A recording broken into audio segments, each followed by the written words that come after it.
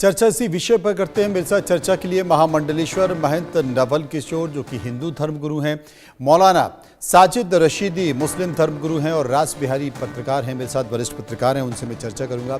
सबसे पहले मैं रास बिहारी जी के पास ही चलूंगा। रास बिहारी साहब, आपने सुना अनुज चौधरी को कि किस तरीके का उसने बयान दिया है, और जो बयान दिया है उस बयान को लेकर तमाम विपक्षी पार्टियां अनुज चौधरी के ऊपर हमलावर हैं। अनुज चौधरी वही हैं जिन्होंने संभल में गोली चलाओ का जिक्र किया, और अभी आप सुन रहे थे राम गोपाल यादव भी इस बात का जिक्र कर रहे थे कि आप इनसे और क्या उम्मीद कर सकते हैं। उनके इस बयान को आप कैसे देखते हैं तब जब कि ये कहा जाता है कि ब्यूरोक्रेसी एक घोड़ा है और जो उस घोड़े की सवारी करता है घोड़ा उसी तरह से चलता है। देखिए, मैंने बहुत पहले पश्चिमी उत्तर प्रदेश में भी पत्रकारिता की है जी, और वहां जिस तरह से सपा शासन में या बसपा शासन में एक वर्ग को बड़ा समर्थन मिलता रहा है और दूसरे वर्ग की उपेक्षा होती रही है, तो ये लोग महसूस करते रहे। लेकिन अभी मैंने अनुज चौधरी का जो बयान पढ़ा, उन्होंने ऐसा तो कोई गलत नहीं कहा कि जिस पर आपत्ति की जाए। उनका यही कहना है कि भाई ठीक है, वो उस दिन जो है जुम्मा है और आप अगर होली पे नहीं बाहर निकलना चाहते हैं तो ना निकले, क्योंकि होली का रंग पड़ जाए किसी पे और उस पर कोई अशांति भंग हो।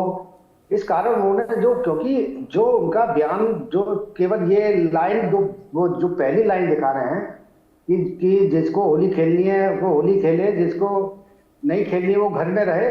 अगर उनका पूरा बयान देखेंगे तो एक जिम्मेदार अफसर की तरह उन्होंने बयान दिया है। और मुझे तो उनके बयान में ऐसी कोई आपत्ति नहीं लगती है कि जिस पर राजनीति हो, क्योंकि यहाँ इतना जरूर है कि भाई अगर उस दिन जुम्मा है और जो हमारे तो मुस्लिम मित्र भी होली खेलने आते हैं, कहीं मिल जाते हैं तो बड़े प्यार से गुलाल भी लगवा लेते हैं।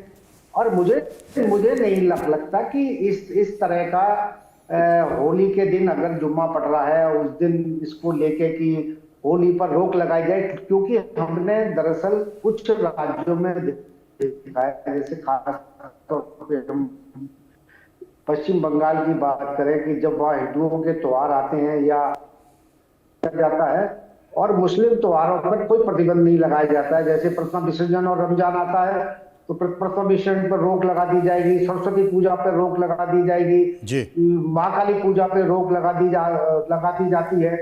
तो और भी कई राज्यों में इस तरह की एक वर्ग को खुश करने के लिए सरकारें कोशिशें करती रहती हैं। इसी तरह कोशिश जो है समाजवादी पार्टी और बहुजन समाजवादी पार्टी और कांग्रेस के नेता भी करते हैं।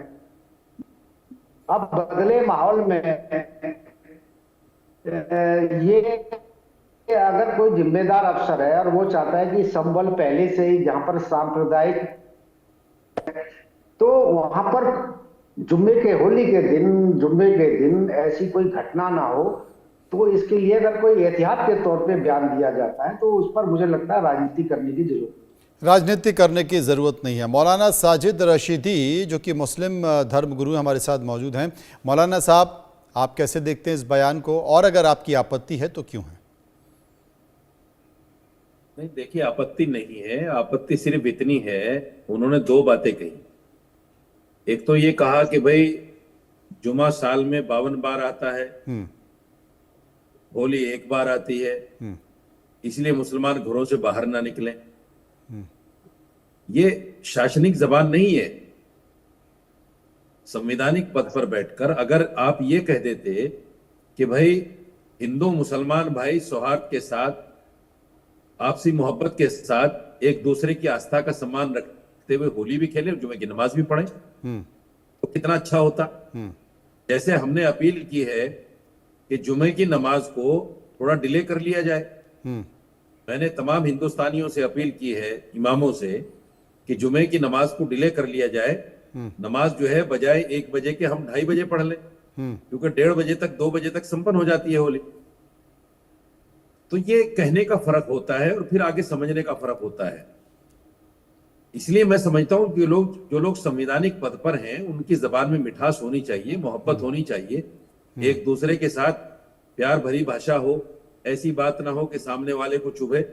और कुछ नहीं है, भाई ठीक है, उनका जो कैरेक्टर है, उनका जो मामला है, वो देखा है लोगों ने उस वक्त भी जब फसाद हुआ था, और फिर जांच भी उन्हीं के हाथों में है। बहुत सारी बातें हैं, लेकिन इतना कड़ा नहीं होना चाहिए और इस तरह की भाषा नहीं बोलनी चाहिए। प्रशासन एक व्यक्ति को इतना कड़ा नहीं होना चाहिए और इस तरह की भाषा नहीं बोलनी चाहिए। महामंडलेश्वर महंत नवल किशोर हिंदू धर्मगुरु हमारे साथ मौजूद हैं। महंत साहब, क्या कहेंगे आप?